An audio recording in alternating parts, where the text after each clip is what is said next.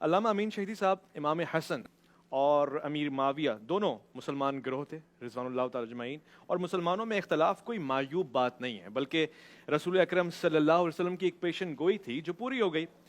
حضرت صلی اللہ علیہ وسلم نے امام حسن کے لیے فرمایا تھا کہ میرا یہ بیٹا سید ہے، اور اللہ اس کے ذریعے مسلمانوں کے دو گروہوں میں صلح کرائے گا۔ تو جب امام نے صلح کر لی، اب یہ سوال سمجھنے والا ہے، امیر معاویہ کی بیعت کر کے انہیں قبول کر لیا، تو پھر اہل تشیع حضرات انہیں قبول کیوں نہیں کرتے؟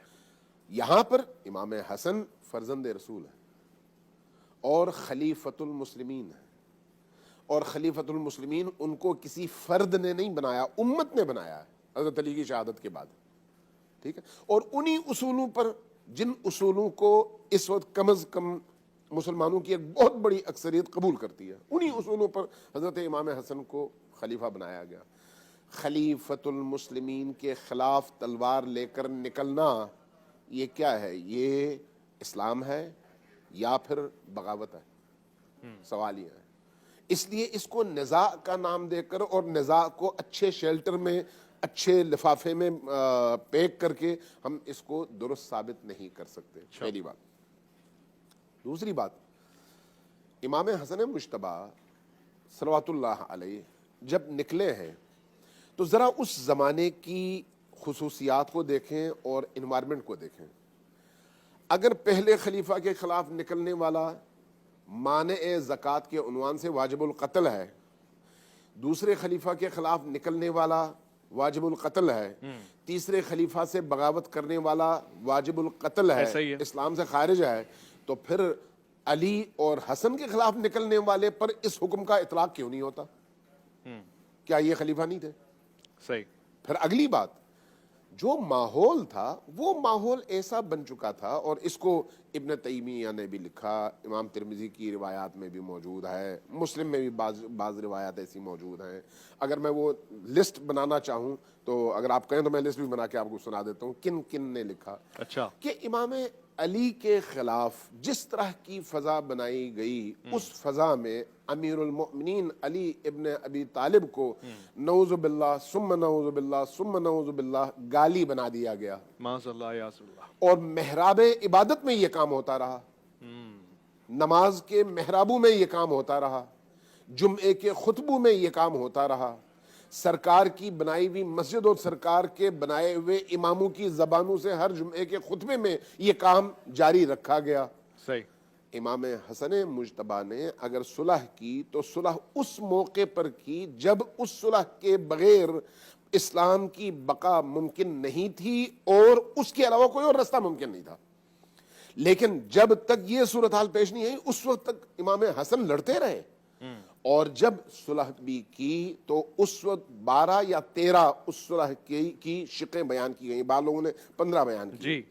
ان شقوں میں ایک سب سے اہم ترین شق یہ ہے کہ آج کے بعد میں حکومت امیر شام کے حوالے کرتا ہوں، لیکن اس شرط پر کہ آج کے بعد کسی محراب، کسی ممبر اور کسی بھی خطیب کی زبان سے امیر المؤمنین علی ابن ابی طالب کی شان اقدس کے خلاف ہرزہ سرائی نہیں ہوگی۔ جی ایسا ہی ہے۔ ایک شق یہ تھی، ایک شق، اس کے علاوہ باقی شقوں کی بات نہیں کرتا، لیکن سوال یہ ہے کہ کیا مسلمان اپنے عہد کا پابند ہوتا ہے یا نہیں؟ جی اپنے معاہدے کا پابند ہوتا ہے یا نہیں؟ جی ہوتا تو ہے۔ کیا اس کے بعد صلح نامے کے بعد اس معاہدے پر عمل ہوا؟ ابن تیمیہ منہاج السنہ میں روایت نقل کرتے ہیں، کہتے ہیں کبھی بھی نہیں ہوا۔ اچھا، کبھی بھی نہیں ہوا۔ ممبروں سے جاری رہا۔ سنن ترمذی کی روایت میں پڑھ رہا تھا، کبھی بھی نہیں ہوا۔ ہمیشہ امیر المؤمنین کو گالیاں دی جاتی رہیں، جی یہاں تک کہ حج میں امیر شام آئے اور وہاں پر سعد ابن ابی وقاص سے ملاقات ہوئی تو انہوں نے پوچھا کہ میں نے سنا ہے کہ تم علی کو گالی نہیں دیتے، وجہ کیا ہے؟ کہا کہ میں اور علی کو گالی دوں؟ علی جس کی شان میں نے 3 چیزیں ایسی دیکھی ہیں کہ اگر ان تینوں میں سے کوئی ایک چیز مجھے نصیب ہوتی تو 100 سرخ اونٹوں سے اس چیز کی قیمت میرے لیے زیادہ تھی۔ اللہ اکبر، حق۔ وہ کون سی ہے؟ من کنت مولاہ فہذا علی مولاہ۔ جی اور یہ والی حدیث کہا کہ یہ حدیث علی کے بارے میں نازل ہوئی ہے، اس طرح کی کوئی حدیث کسی کے بارے میں نازل ہو تو اس سے زیادہ اس کے لیے مقام اور مرتبہ اور کیا ہو سکتا ہے۔ اسی طرح سے دو حدیثیں اور میں مختصر کرتا ہوں چونکہ ٹائم اتنا وہ نہیں ہوگا۔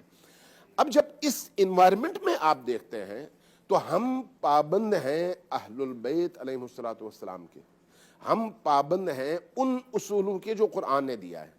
قرآن اور اہل البیت ہمارے لیے بنیاد ہیں، جو بھی ان دونوں کے مطابق ہو وہ ہماری آنکھوں کا نور ہے، ہمارے سر کا تاج ہے۔ جو ان دونوں سے انحراف کرے، چاہے وہ کوئی بھی ہو، چاہے وہ کسی امام کا اپنا بیٹا ہی کیوں نہ ہو، چونکہ ہو سکتا ہے بعض اوقات انبیاء کے بیٹے منحرف ہوئے ہیں، تو اس لیے انحراف انسان کو انحراف کا مرحلہ پیش آ سکتا ہے، امتحان پیش آ سکتا ہے۔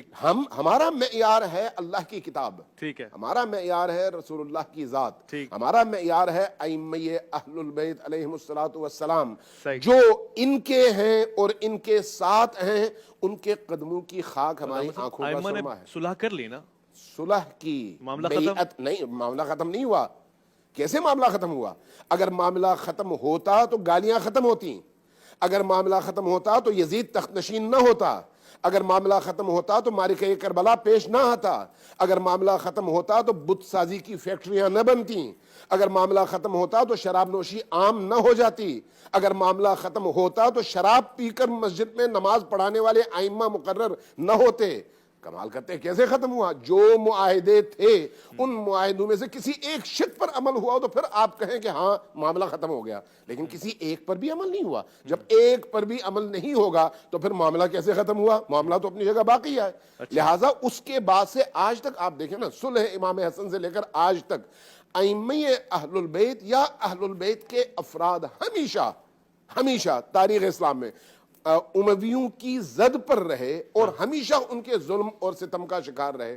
یہ عمر ابن عبدالعزیز، ان کے دور میں عمر ابن عبدالعزیز خود یہ بات نقل کرتے ہیں، میں نے کہیں پر پڑھا، اس وقت حوالہ میرے ذہن میں نہیں ہے۔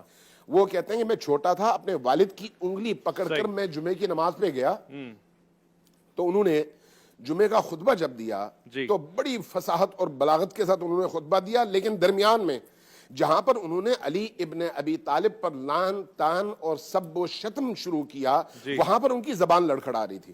باقی تمام خطبہ بڑا فصیح بلیغ اور بہت ہی روانی کے ساتھ کہنے لگے۔ جب خطبہ ختم ہوا، نماز ختم ہوئی، میں ان کی انگلی پکڑ کے واپس محل میں واپس آ رہا تھا، میں نے کہا ابا جان میں نے آج یہ بات محسوس کی ہے۔ کہا تم میرے بیٹے ہو، تم نے محسوس کی ہے، کسی اور نے یہ محسوس نہیں کی۔ کہا کہ وجہ کیا ہے؟ کہا کہ اگر علی کے خلاف ہم اس طرح سے زبان کھول کر لوگوں کو ذہنی طور پر علی سے دور نہ رکھیں تو پھر یہ تخت و تاج اور یہ خلافت تمہارے پاس کبھی بھی نہیں رہ سکتی۔ اللہ اکبر۔ جب ہم نبی کریم کی یہ روایت اپنے ان محدث علماء کرام سے سنتے ہیں کہ 30 سال تک خلافت ہوگی، علماء اہل سنت کی بات کر رہا ہوں، یہ روایت مستند ہے نا، تمام علماء نے نقل کیا اور میں نے خود اہل حدیث علماء کرام سے یہ روایت سنی ہے کہ 30 سال تک خلافت باقی رہے گی اور 30 سال کے بعد بدترین بادشاہت شروع ہو جائے گی۔ تو اسلام تو آیا ہی بادشاہت کی بنیاد کاٹنے اور ختم کرنے کے لیے تھا۔ تو جب بادشاہت کی بنیاد شروع ہو جائے گی تو اس کے بعد آپ کہیں کہ معاملہ تو ٹھیک ہو گیا، نہیں بھائی، تازہ یہاں سے شروع ہوا ہے حق اور باطل کا معرکہ۔ تو اس لیے اس معرکے میں پھر آپ کبھی بھی یہ نہیں کہہ سکتے کہ معاملہ ختم ہو گیا۔